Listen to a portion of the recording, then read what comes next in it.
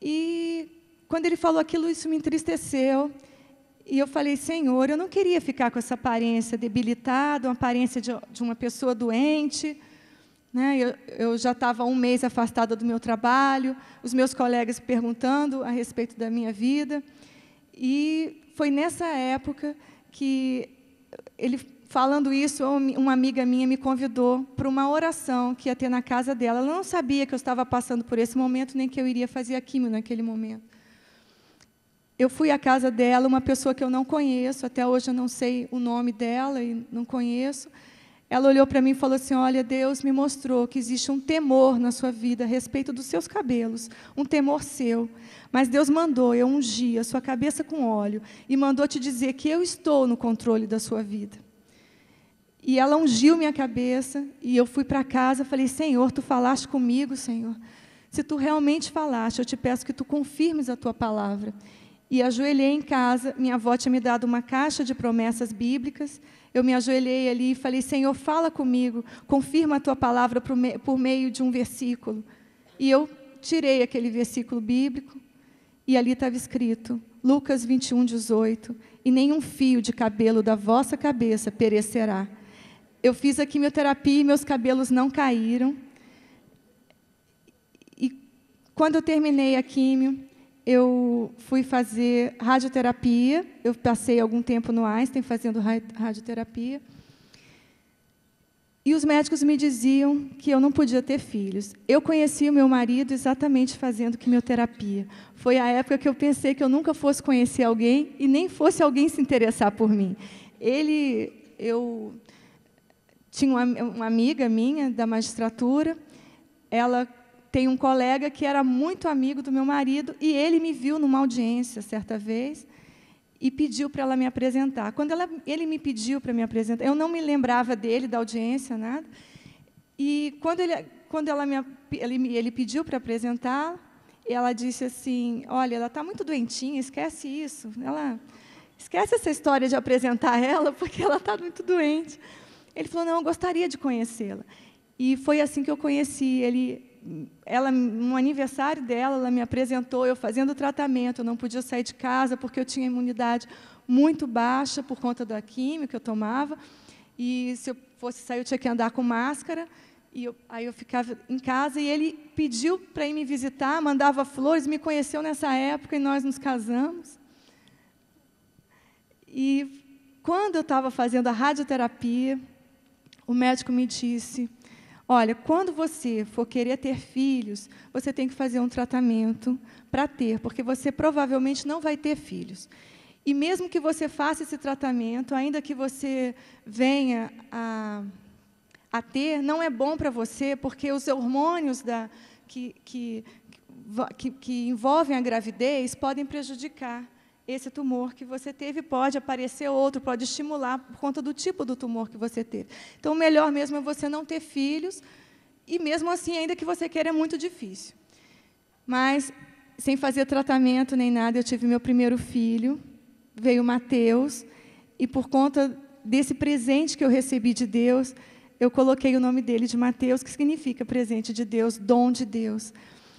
E quando o Mateus tinha 2 anos de idade, eu fazendo as revisões. Bom, eu gostaria de abrir um parênteses aqui só para falar uma coisa.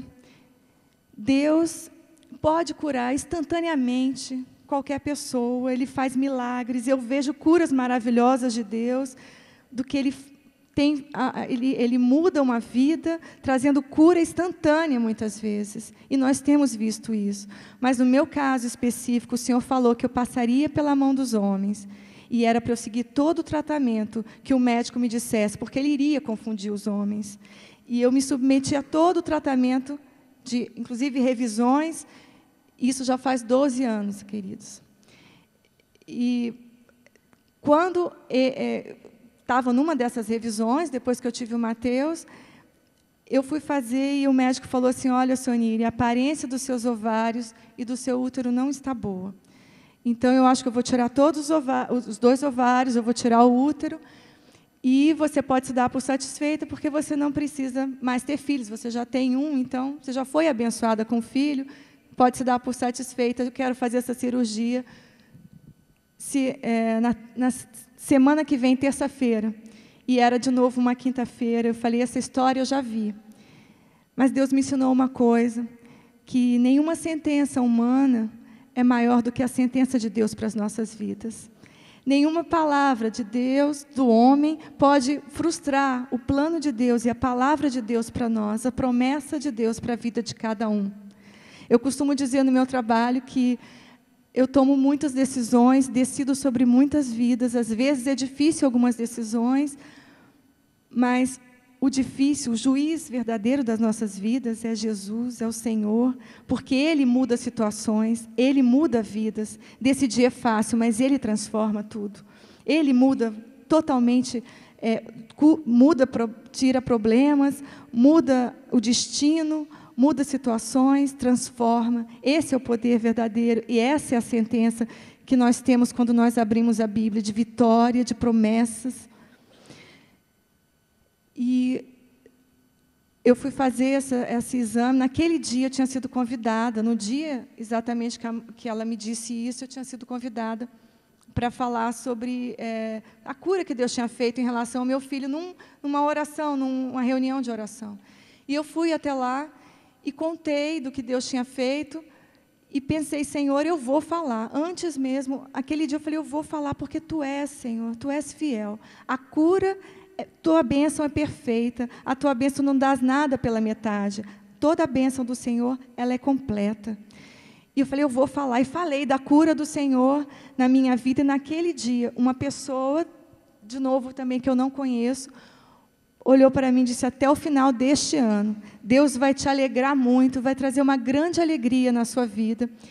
E você vai, não se esqueça disso, que até o final deste ano é uma grande bênção. E era o ano de 2001. E eu fui fazer os exames que o médico tinha me pedido. E eu fui fazer os exames que o médico tinha me pedido, depois dessa reunião. E quando eu estava fazendo os exames, eu escutei uma música, com todos os instrumentos, uma música que eu tinha escutado uma única vez na minha vida, e eu não sei a letra dela, não sabia a época. E a música dizia assim, Deus é fiel,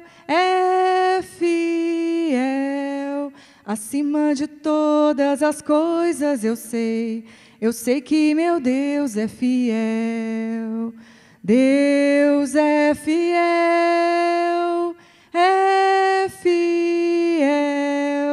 acima de todas as coisas eu sei que meu Deus é fiel. Essa música se repetia, eu escutava muito alta, com todos os instrumentos. Queridos, quando eu vi o resultado desse exame, não tinha absolutamente nada. Os médicos, quando olharam os dois exames, o que eu tinha feito antes de fazer este e o resultado deste, acharam, parece que é de pessoas totalmente diferentes. Aquele quadro mudou totalmente e eu não precisei fazer cirurgia nenhuma. E Deus me curou instantaneamente do problema do ovário.